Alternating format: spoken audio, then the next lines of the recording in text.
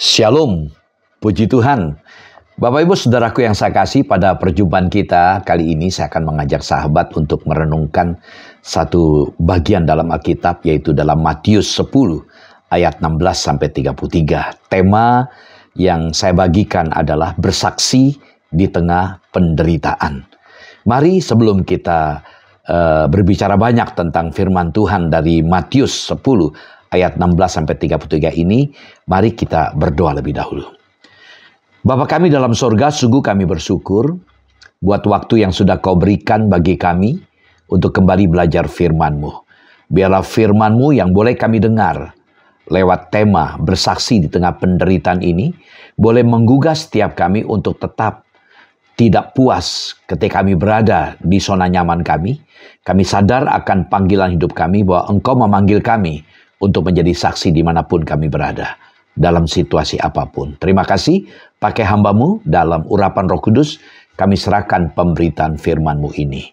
Dalam nama-Mu, Tuhan Yesus, kami berdoa. Haleluya. Amin. Puji Tuhan.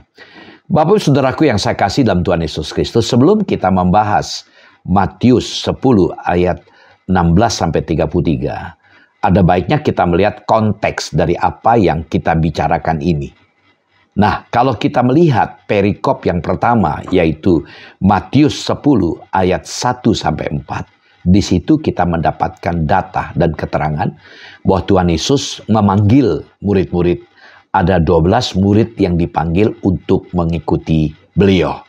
Nah, lalu dalam Matius 10 ayat 5-15, murid-murid itu diutus pergi setelah mereka dimuridkan, dan mereka harus pergi sebagai pribadi-pribadi yang diutus ke tengah-tengah masyarakat di mana mereka berada waktu itu.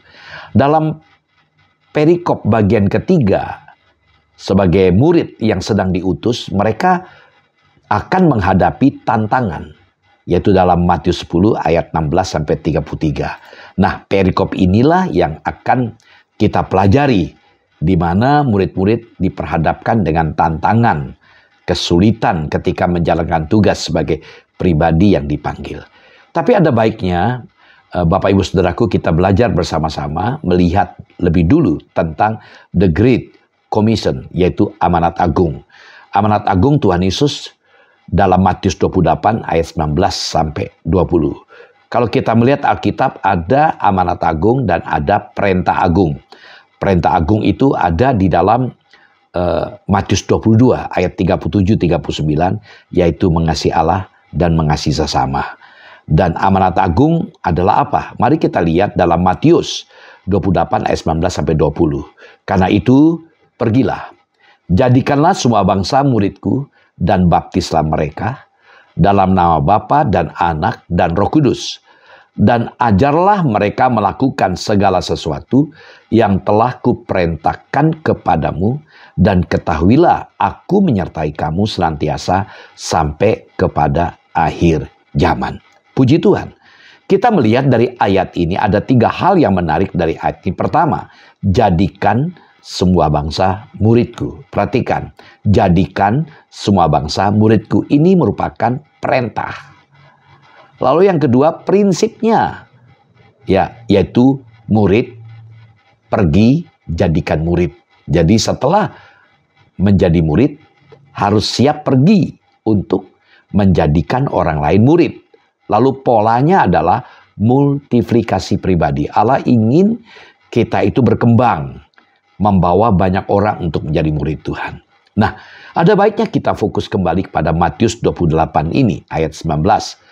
Ya, kita melihat di situ ada kata murid, kata mateteusate, kata kerja imperatif, auris aktif, orang kedua jamak. Kata ini berasal dari kata dasar mateteu, itu menjadikan murid. Murid yang berarti belajar tanpa ikatan dengan guru yang mengajar. Artinya adalah seorang yang ingin menjadi murid Tuhan Yesus bukan karena hasil eksposisi seorang pekabar Injil, akan tetapi hasil dari kegiatan belajar kebenaran Allah secara induktif. Jadi kata mateteusate ini merupakan suatu perintah untuk memuridkan yang harus dikerjakan oleh Anda dan saya semua yang telah mendengarkan perintah tersebut. Nah, saudara, dengan demikian kata mate theosate itu berarti perintah kepada orang kedua jama. Artinya kamu sekalian, yaitu para murid, untuk menjadikan murid. Atau dalam bahasa Indonesia sepadan dengan kata jadikanlah murid. Jadi, saudara, makna dari imperatif auris adalah sebuah tindakan yang mendesak, menuntut untuk apa? Untuk segera dilakukan. Ini perintah yang segera dilakukan. Jadi, menjadikan murid itu merupakan perintah Tuhan Yesus bersifat mendesak. Sangat urgensi, sangat urgent, mendesak untuk segera dilakukan dan tidak bisa ditunda-tunda, saudara. Oleh sebab itu, menjadikan sebuah bangsa murid Yesus adalah bentuk perintah yang tidak boleh berhenti, harus bersifat kontinu dan terus-menerus. Ini adalah perintah Tuhan Yesus yang terus-menerus harus dilakukan oleh murid-murid. Sedangkan objek dari kata kerja ini sudah jelas, yaitu dalam bahasa Yunani panta ta ethne, yang berarti segala bangsa atau segala etnis, artinya suku-suku bangsa. Jadi perasa ini memberikan pengertian bahwa jangkauan untuk menjadikan murid adalah segala bangsa, yaitu semua manusia yang ada di muka bumi ini, apapun sukunya, itu harus dijangkau. Jadi, saudara, gereja tidak hanya fokus kepada pemuridan yang dilaksanakan dalam gereja. Pemuridan perlu dilakukan dalam gereja, tapi setelah dimuridkan, ya gereja tidak boleh hanya fokus kepada pemuridan dalam gereja, harus pergi. Untuk apa? Untuk memenangkan. Setelah dimenangkan, mereka dibaptis. Setelah mereka dibaptis, diajar. Ya, untuk apa? Untuk pergi lagi. Karena itu prinsip. Ya, murid pergi, jadikan murid. Nah, kita melihat skema ini, gambar ini. Kita melihat bahwa tujuan ya dari pengajaran Tuhan ini, lewat amanat agung ini, kata perintah yang utama itu adalah disciple. Jadikan semua bangsa itu murid Tuhan. Jadikan semua suku bangsa itu murid Tuhan. Ini kata kerja utama. Ya, bentuk imperatif. Tapi dibantu dengan kata kerja bantu, yaitu partisip. Nah, untuk mewujudkan panggilan ini, atau melaksanakan amanat agung, kita harus pergi. Ya pergi, tidak bisa diam di satu tempat. Harus pergi supaya kita bisa memenangkan. Setelah dimenangkan, ada dibaptiskan mereka. Dalam nama Allah, Bapa, Anak, dan Roh Kudus. Dalam nama Tuhan Yesus. Setelah mereka dibaptis, mereka diajar. Untuk apa? Untuk taat kepada perintah, yaitu amanat agung. Harus pergi, jadikan murid. Puji Tuhan. Nah, ayat pembanding, saudara, kita melihat Kisah Rasul pasal 1 ayat yang ke-8. Ini tugas murid, yaitu bersaksi. Sangat lebih jelas ayat ini. Kita baca Kisah Rasul 1 ayat 8. Tetapi kamu akan menerima kuasa kalau Roh Kudus turun ke atas kamu. Menarik ya? Ketika kita membaca ayat ini, sesuatu yang fenomenal. Kamu akan menerima kuasa. Kapan menerima kuasa? Kalau Roh Kudus turun ke atas kamu. Fenomena inilah yang menjadi target kesukaan para gereja mengadakan KKR, penyegaran rohani, supaya menerima kuasa. Sehingga diwujudkan dengan fenomena manifestasi. Itu tidak salah. Tapi kalau sesungguhnya kita mau belajar mencermati firman Tuhan ini, perintah Tuhan tidak berhenti kepada menerima kuasa kalau Roh Kudus turun. Kita baca ulang ayat ini. Tetapi kamu akan menerima kuasa kalau Roh Kudus turun ke atas kamu, dan kamu akan menjadi saksiku di Yerusalem dan di seluruh Yudea dan Samaria dan sampai ke ujung bumi. Kamu akan menjadi saksi. Nah, ini sesuatu yang menarik. Menjadi saksi berarti kita siap menyatakan apa yang pernah kita lihat, yang kita dengar, yang kita ketahui tentang Tuhan Yesus. Kita bagikan pada orang lain. Nah, kita pergi tidak sendirian. Ada kuasa, yaitu kuasa Tuhan menyertai kita, memampukan kita.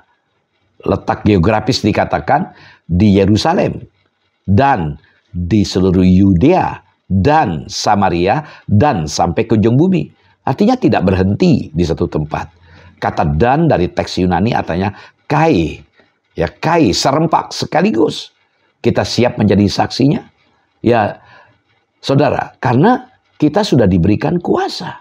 Kuasa di sini kuasa dari kata dunamis. Ya, kuasa yang bekerja, kuasa yang bertindak. Kita dimampukan untuk menjadi saksi. Di mana saja. Ya, kapan saja. Dimanapun kita ditempatkan. Dari ayat ini kita melihat, kamu akan menerima kuasa. Jadi, salah satu tanda sejati hadirnya Roh Kudus dalam diri seseorang adalah hadirnya kesediaan dan kemampuan untuk bersaksi, menjangkau orang lain, terutama demi mengabarkan Injil. Artinya, nalurinya itu adalah untuk berbagi, untuk bersaksi tentang Tuhan kepada orang-orang yang perlu dijangkau. Jadi, kita melihat di sini bahwa gereja sebagai agen satu-satunya bagi pencapaian misi Tuhan Yesus di dunia ini. Jadi gereja dipercayakan sebagai mitra, sebagai alat yang dikehendaki Tuhan untuk menjangkau suku-suku bangsa. Puji Tuhan. Nah, beberapa ayat sebagai penguat untuk kita pahami apa yang jadi pesan Tuhan kali ini. Matius 10 ayat 24. Dikatakan, seorang murid tidak lebih daripada gurunya, atau seorang hamba daripada tuannya. Ayat ini menarik. Seorang murid tidak lebih daripada gurunya atau seorang hamba daripada tuannya. Kita melihat dari ayat ini, ya hubungan Kristus dengan orang percaya itu disajikan dengan 3 gambaran. Murid dan guru, hamba dan tuan, tuan rumah dan seisi rumah. Saudara, jadi kita melihat Kristus itu adalah guru kita. Yang mengajar kita dari kita dipanggil, kita jadikan murid, dan ia yang mengajar kita, dan kita adalah murid-muridnya. Nah, sebagai murid-murid, kita siap untuk belajar dari guru kita, yaitu Tuhan. Yang kedua, Kristus adalah Tuhan, yang memerintah kita, dan kita adalah hamba-hambanya, yang harus siap patuh kepada perintahnya, karena kita hamba. Beliau adalah bos, majikan kita. Yang ketiga, Kristus adalah tuan rumah. Nah, ini makna dari teks Yunani oikodespotes. Artinya memiliki kekuasaan mutlak. Di mana? Dalam gereja. Ya, yang adalah keluarganya. Kita tahu bahwa Yesus adalah kepala, kita adalah anggotanya. Bagian lain, kita adalah bagian keluarga. Dalam Efesus 2 ayat 19, kamu bukan orang asing, kamu bukan pendatang, kamu adalah oikos, keluarga Allah. Nah, puji Tuhan. Jadi, saudara, kalau kita melihat ke Matius 10 ayat 24, Matius 10 ayat 24, seorang murid tidak lebih daripada gurunya. Artinya, apa yang dilakukan oleh Tuhan Yesus, itu juga kita lakukan. Jadi, kita ini adalah duplikat-duplikat dari Kristus. Jadi, kita tidak lebih dari guru. Jadi, artinya teladan Yesus itu betul-betul menjadi bagian dari kita. Dan kata lain, tujuan tertinggi seorang murid itu adalah menjadi sama dengan gurunya. Jadi mereka hidup bersama-sama, menerima pengajaran, dan melakukan apa yang sudah dicontohin, yang sudah diteladankan oleh gurunya. Ini hal yang menarik. Nah, kita melihat, kita akui dengan jujur, dalam hidup kekesan kita itu seperti, kalau kita di gereja, seperti showroom atau seperti bengkel. Bicara showroom, kalau kita masuk ke showroom, kita melihat mobil yang begitu indah-indah, begitu menarik. Sehingga kita itu ingin memiliki, karena kita melihat pameran mobil yang begitu indah dan menarik, dan layak untuk kita gunakan, sehingga kita membeli. Nah, tapi kalau di bengkel bagaimana? Di bengkel kita melihat itu tempat mobil-mobil yang sedang diperbaiki karena rusak. Nah, apa menjadi pesan? Begitu banyak orang-orang Kristen di gereja seperti showroom. Kita menampilkan kehidupan yang indah, kata-kata yang indah, puji-pujian, memuji orang, menghargai orang. Tapi jujur aja hati kita semua tidak seperti itu. Kita cuma ingin pamer, ini loh aku orang rohani. Misalnya datang ke gereja, waktu berangkat dari rumah ke gereja di perjalanan ribut, berantem. Tapi ketika sampai di gereja bergandengan tangan, peluk-pelukan, ketika para penerima tamu asar kata, apa kabar? Oh, kabar baik. Saling menunjukkan kemesraan. Padahal mereka berdua baru cekcok. Seringkali kita seperti showroom. Dan ini sangat sulit untuk kita menjadi saksi. Karena lama-lama kita capek. Jujur aja kalau kita seperti showroom, lama-lama akan terbongkar juga ketika ada masalah, ada kesulitan. Karena mari kita pahami, kita sadar kita seperti bengkel. Kita akui kita punya kekurangan, kita punya keterbatasan. Kita perlu belajar dari Tuhan. Adalah guru kita. Puji Tuhan. Nah, Matius 10 ayat 34. Jangan kamu menyangka bahwa aku datang untuk membawa damai di atas bumi. Aku datang bukan untuk membawa damai, melainkan pedang. Ayat ini sangat kontroversial. Seolah-olah ada kesan Tuhan Yesus memanggil kita untuk berperang. Tidak. Nah, kata pedang itu menggambarkan atau artinya sebuah lambang pertentangan. Sebuah lambang perpecahan yang tajam. Sebagaimana dicontohkan di dalam Matius 10 ayat 35-36. Mari kita baca. Matius 10 ayat 35-36. Sebab aku datang untuk memisahkan orang dari ayahnya, anak perempuan dari ibunya, menantu perempuan dari ibu mertuanya, dan musuh orang ialah orang-orang seisi rumahnya. Jadi kita melihat, karena kita menjadi murid, otomatis kita merasa tidak diterima atau ditolak oleh keluarga kita, bagian dari keluarga kita, karena iman kita itu banyak terjadi. Nah, jadi ketika Tuhan berkata, jangan kamu menyangka bahwa aku datang untuk membawa damai di atas bumi ini. Aku datang bukan untuk membawa damai, melainkan pedang. Artinya ada perlawanan. Ya, karena apa? Karena Kristus adalah terang. Maka di mana Kristus diberitakan, maka akan ada perlawanan dari dunia yang gelap. Otomatis. Ya, ketika keluarga, ya ada keluarga kita mungkin yang peminum, ya juga perokok. Nah, kita ditawarkan, kita nggak mau. Jadi ada rasa nggak suka. Ketika kita ditawarkan hal-hal yang bertentangan dengan Alkitab, kita rasanya kita menolak karena kita anak terang. Dan pasti ada perlawanan. Nah, lompat. Matius 10 ayat 38. Barang siapa tidak memikul salibnya dan mengikut aku, ia tidak layak bagiku. Luar biasa.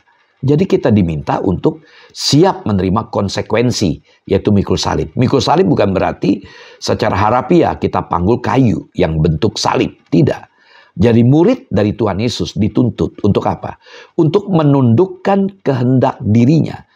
Kehendak pribadinya di bawah kehendak Bapa, kehendak Allah.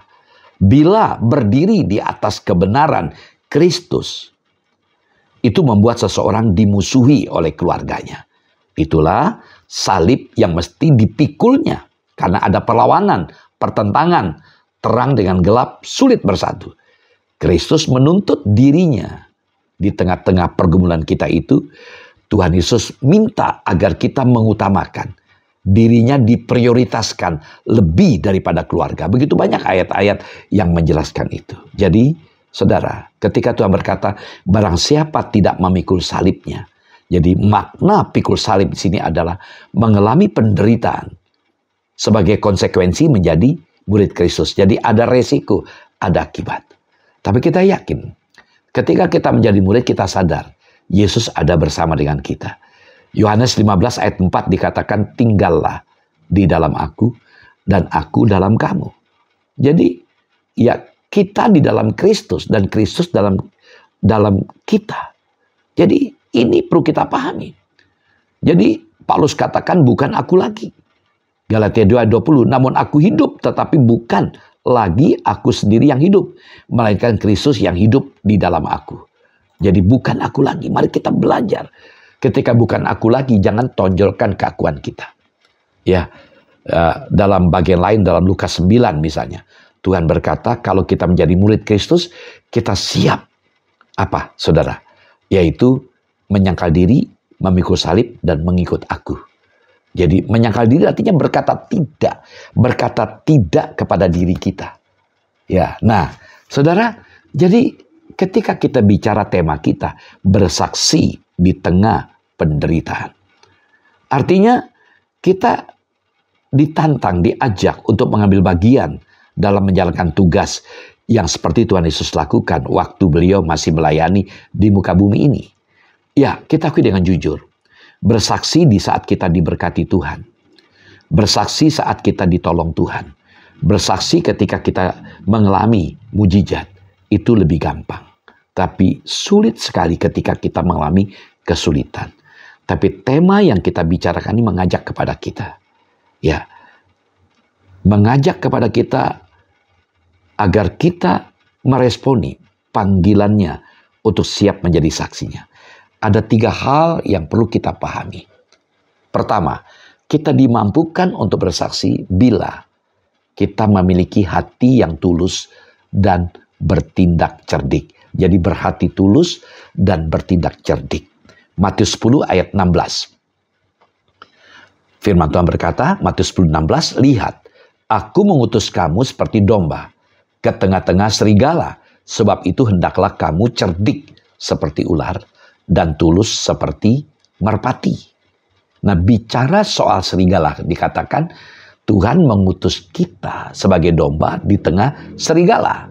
Nah, ketika kita membicarakan soal serigala, seorang tokoh yang luar biasa yaitu Thomas Hobbes mengatakan manusia bukanlah Homo sapiens yang berarti manusia bijaksana. Tetapi Homo homini lupus, manusia adalah serigala terhadap sesamanya. Kita melihat itulah fakta. Memang demikian kenyataannya. Manusia begitu kejam, istilah iklan jeruk makan jeruk. Jadi kita kadang-kadang teman aja ngerjain teman, merugikan teman. Begitu banyak terjadi hal-hal yang menyakitkan. Nah, saudara, bagaimanapun Tuhan Yesus tidak mengizinkan murid-murid atau para pengikutnya ikut-ikutan menjadi serigala. Kita diutus sebagai domba di tengah-tengah serigala. Tapi kita tidak boleh ikut-ikutan seperti serigala. Dalam dunia yang siap menerkam, Yesus mengajak murid-muridnya untuk cerdik dan tulus. Jadi kita melihat sini kecerdikan saja akan membawa kita ke dalam bahaya. Sehingga menghalalkan segala macam cara. Ini fakta. Menghalalkan segala macam cara demi untuk supaya kita sukses. Ketulusan saja akan menjadikan kita tidak sanggup bersaing. Bisa contoh kita berdagang ya. Orang nawarin, mau diturunkan. Oh kita bilang ini sudah harga pokok. Padahal nggak mungkin lah. Namanya pedagang harus mengambil untung.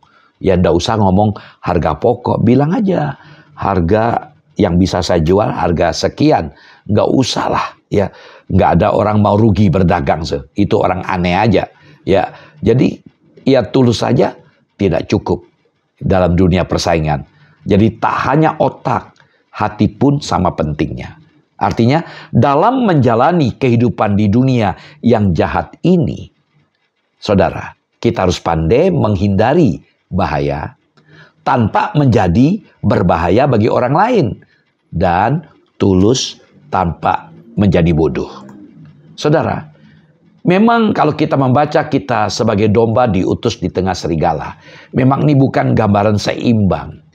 Yang satu herbivora, pemakan tumbuhan, yaitu domba. Sedangkan yang lainnya karnivora, pemakan daging, yaitu serigala. Jadi jika diadu, pastilah domba yang menjadi korbannya. Serigala makan domba merupakan hal biasa. Namun pernahkah kita mendengar domba makan serigala? Kelihatannya semua ini merupakan gambaran yang tepat. Orang Kristen sebagai warga kerajaan Allah memang tidak tinggal di sorga, tetapi di dunia. Tapi jangan duniawi ya. Dan nilai-nilai dunia sering bertolak belakang dengan nilai-nilai sorgawi. Nah saudara, jadi pada bagian ini kita mempelajari hal yang paradoks. Di satu sisi, domba-domba Tuhan yang kita layani adalah orang-orang yang akan Tuhan panggil, perbaiki, dan jadikan anak-anak yang taat. Tetapi di sisi lain ada orang-orang yang ternyata tidak termasuk domba-domba Tuhan. Siapa sih yang bisa membedakannya? Saudara, Alkitab mengatakan kita tidak bisa membedakan mana kambing, mana domba. Sebelum Tuhan Yesus sendiri memisahkan mereka pada penghakiman terakhir nanti.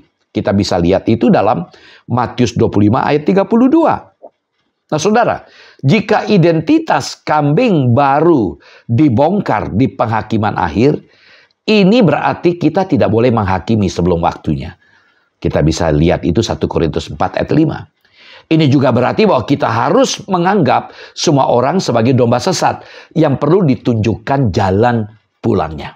Saudara, nah bagaimana supaya kita bisa menjadi cerdik kalau kita sadar kita diutus sebagai domba di tengah-tengah serigala yang buas? Matius 10 ayat 17-18. Tetapi waspadalah terhadap semua orang, karena ada yang akan menyerahkan kamu kepada majelis agama, dan mereka akan menyesah kamu di rumah ibadatnya. Dan karena aku, kamu akan digiring ke muka penguasa-penguasa dan raja-raja sebagai suatu kesaksian bagi mereka dan bagi orang-orang yang tidak mengenal Allah.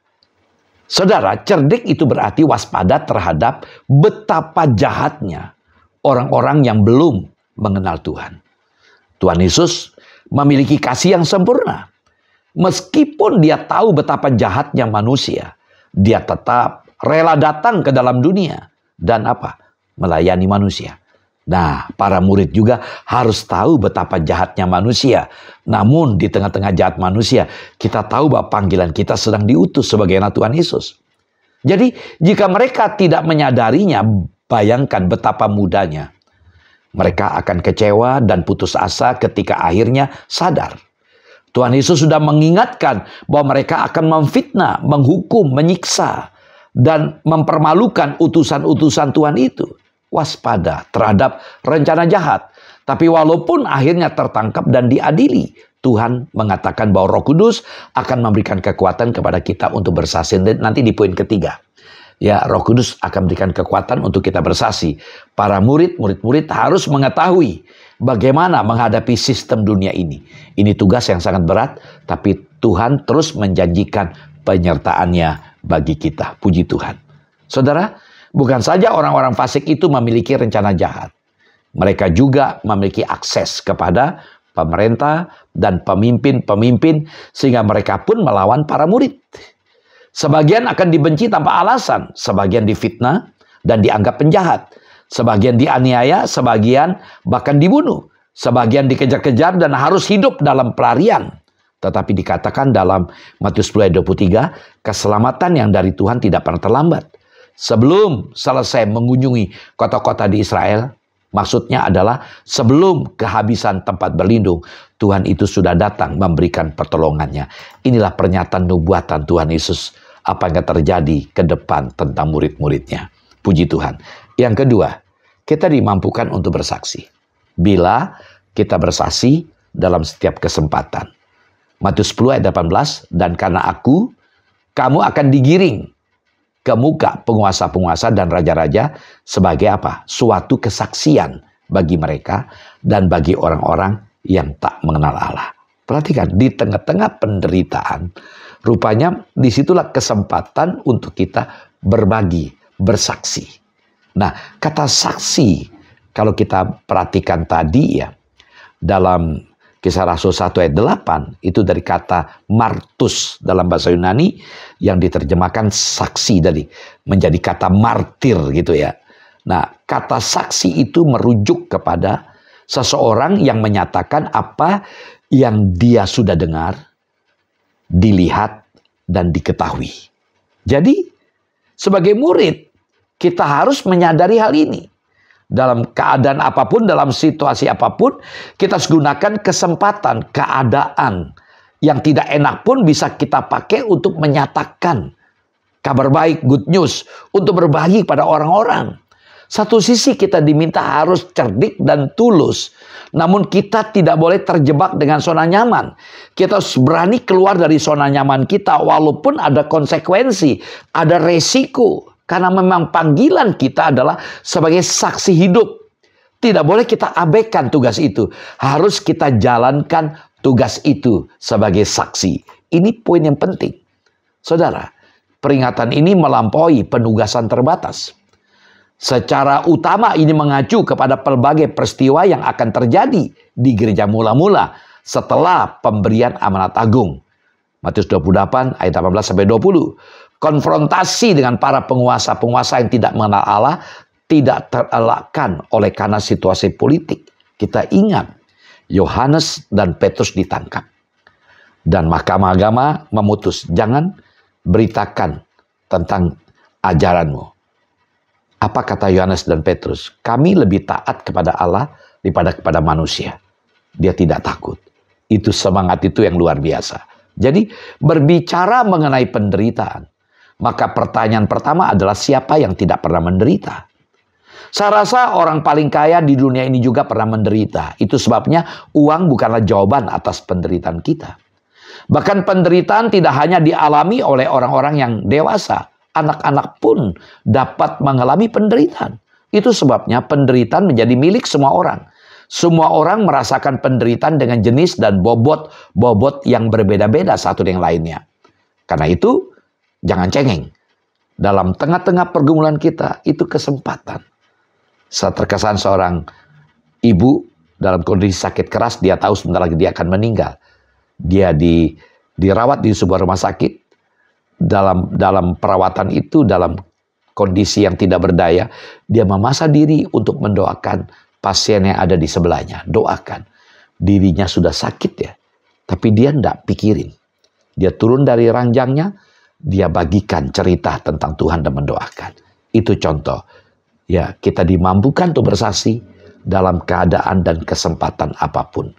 Yang ketiga, kita dimampukan untuk bersaksi bila kita bergantung sepenuhnya kepada Roh Kudus.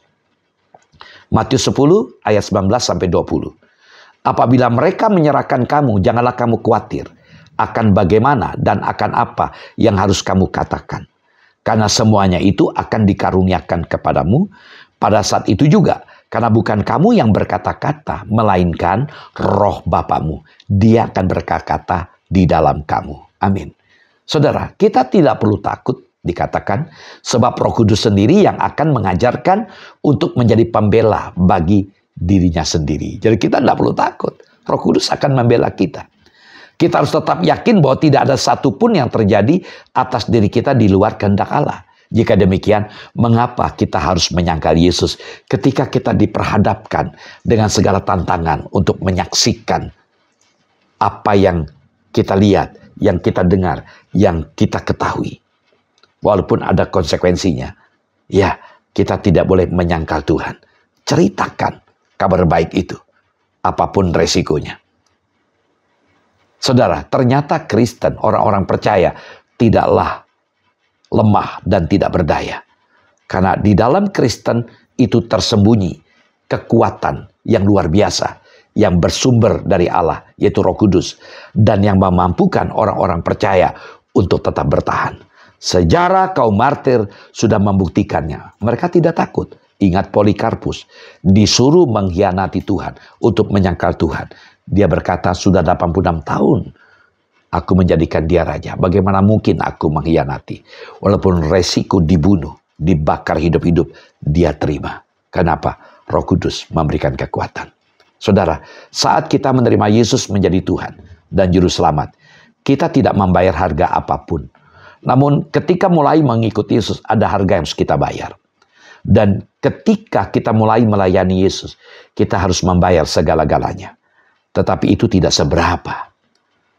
Itu tidak seberapa jika dibandingkan dengan kehormatan yang dipikul oleh para hambanya kini dan kemuliaan yang kelak diberikan kepada kita. Roma 8 ayat 18, penderitaan yang kita alami sekarang tidak sebanding dengan kemuliaan yang akan kita terima nanti. Jadi hidup hanyalah sekali dan singkat. Apa yang kita lakukan bagi Tuhan Yesus tetap kekal sampai selama-lamanya, saudara. Biarlah firman Tuhan kita dengar ini menggugah kita untuk terus tetap memiliki semangat untuk menyaksikan Tuhan. Inti poinnya, kalau saudara sudah mengalami Tuhan dalam hidup saudara, saya yakin saudara tidak akan diam. Mari kita belajar untuk menyadari panggilan kita untuk menjadi saksi. Namun ingat, harus tulus, namun cerdik. Yang kedua, dalam setiap kesempatan apapun, dalam keadaan apapun, kita siap selalu menceritakan tentang kebaikan Tuhan. Yang ketiga, ingat, Roh Kudus memampukan kita. Tuhan Yesus memberkati, mari kita berdoa. Bapa kami dalam sorga, terima kasih buat firman-Mu yang boleh kami dengar. Biar kami boleh belajar meresponi firman-Mu. Kami tidak hanya mengejar kuasa untuk kami nikmati saja, namun kuasa yang diberikan itu untuk memampukan kami untuk bersaksi dimanapun kami berada. Pakai setiap hidup kami Tuhan untuk berdampak bagi orang-orang, terutama bagi keluarga kami, teman kerja kami, teman kuliah kami. Siapapun orang, dalam keadaan apapun kami siap untuk menjadi berkat. Terima kasih Bapa. Mohon berkat Tuhan untuk kami semuanya. Berkati kami dengan berkat dari Engkau. Dalam nama-Mu Tuhan Yesus kami berdoa. Haleluya. Amin. Shalom. Sampai jumpa lagi. Tuhan Yesus memberkati. Haleluya.